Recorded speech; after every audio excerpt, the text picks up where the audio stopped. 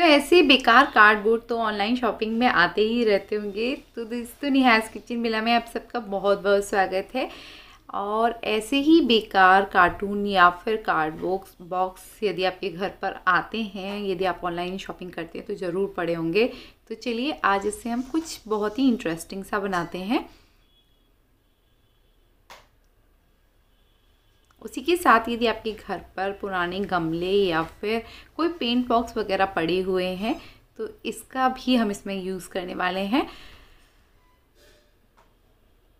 तो सबसे पहले हमने कार्ड बॉक्स लिए और इस पर हमने एक बड़ी थाली की हेल्प से एक सर्कल कट कर रहा है। तो इसका सर्कल प्रॉपर्ली कट करने के लिए यहाँ पर हमने पेपर कटर का यूज़ किया है, जिससे सर्कल एकदम शार्पली कट हो सके। तो यहाँ पर हम सर्कल को बहुत ही अच्छे से कट कर लेंगे।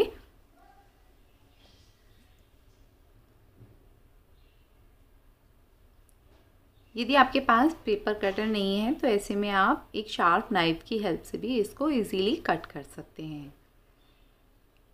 तो सेम इसी तरह से हमने यहाँ पर एक सर्कल निकाला है और दूसरी साइड से हम 2 सर्कल और निकाल रहे हैं, यानी हमें टोटल मिलाकर यहाँ पर हमने 4 सर्कल लिए हैं। मैं यहाँ पर 2 आर्टिकल बना रही हूँ, इसे मैंने 4 सर्कल लिए। यदि आप एक बना रहे हैं तो आप एक सर्कल ले सकते हैं।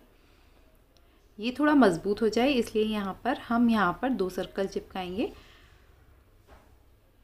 इन दोनों सर्कल्स को हमने आपस में अच्छे से पेस्ट कर लिया है।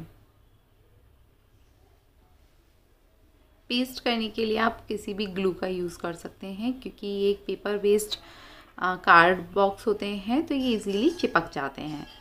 आप चाहें तो इन्हें फेविकॉल से भी चिपका सकते हैं या फिर फेविक्विक से भी चिपका सकते हैं। तो ये देखिए हमने यहाँ पर 2 इस तरह से डबल लेयर के ये कार्ड बॉक्स राउंड शेप में कट करके चिपकाए हुए हैं। इसके बाद यहाँ पर हमने लिया है वाटरप्रूफ पेपर।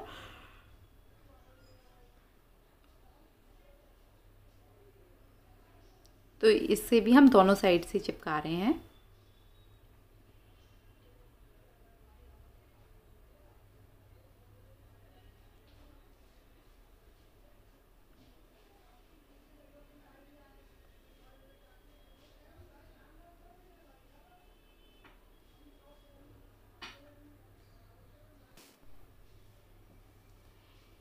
इसे हम बहुत अच्छे से चिपका देंगे और इसे हम दोनों साइड से प्रॉपर्ली कवर कर देंगे, जिससे यदि पानी वगैरह या कुछ भी इस पर गिरेगा तो ये कभी भी ख़राब नहीं होंगे। एंड हमने इसे डबल लेयर दिया है तो ये काफ़ी ज़्यादा मज़बूत और स्ट्रॉन्ग बनेंगे।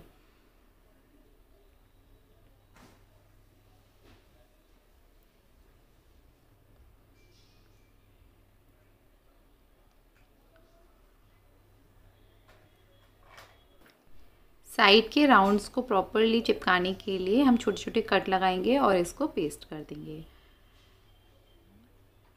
और दूसरी साइड एक सर्कल कट करके इसे हम कवर कर लेंगे।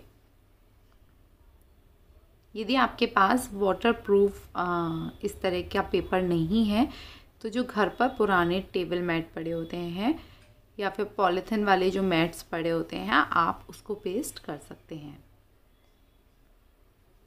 इसके बाद यहाँ पर हमने 2 बेस्ड गमले जो हमारे पास एक्स्ट्रा पड़े हुए थे वो लिए हैं। यदि आपके पास ये नहीं है और आपको ये अच्छा लग रहा है और आप बनाना चाहते हैं तो आप यहाँ पर पेंट की जो बाल्टियाँ होती हैं उसका यूज़ कर सकते हैं।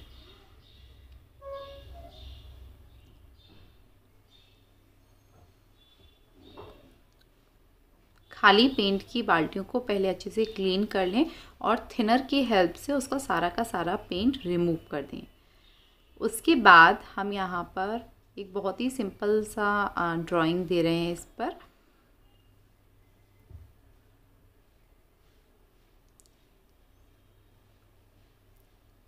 ये जो ड्राइंग पैटर्न है इसको क्रिएट करना बहुत ज़्यादा आसान है। जिसको ड्राइंग नहीं भी आती है वो भी इस पैटर्न को बहुत ही इजीली क्रिएट कर पाएगा।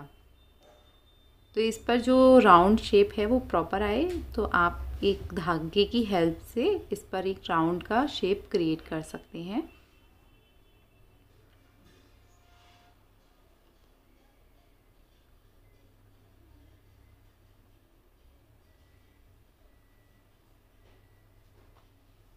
कुछ इस तरह से। और वाइट पेंट हम इस पर लगा रहे हैं।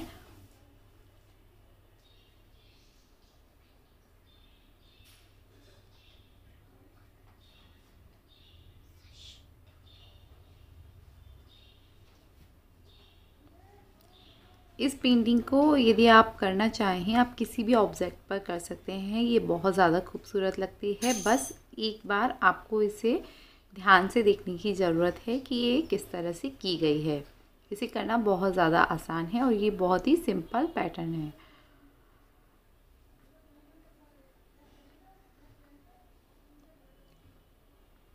इसके बाद एक पेंसिल की हेल्प से हम यहाँ पर डॉट्स क्रिएट कर देंगे।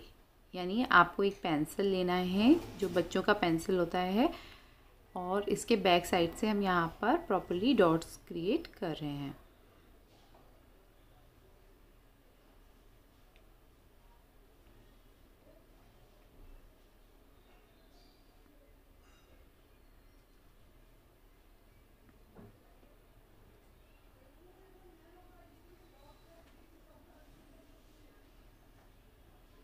इसके बाद हमने इसको जो 3 पार्ट में डिवाइड किया है, हम 2 रो में डांस करते हुए कुछ गर्ल्स बनाने वाले हैं।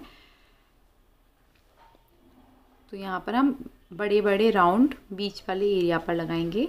एक ब्रश लेंगे, एक छोटा सा ट्रायंगल बनाएंगे और बस इस तरह से उनके हाथ और पैर क्रिएट कर देंगे। ये देखिए।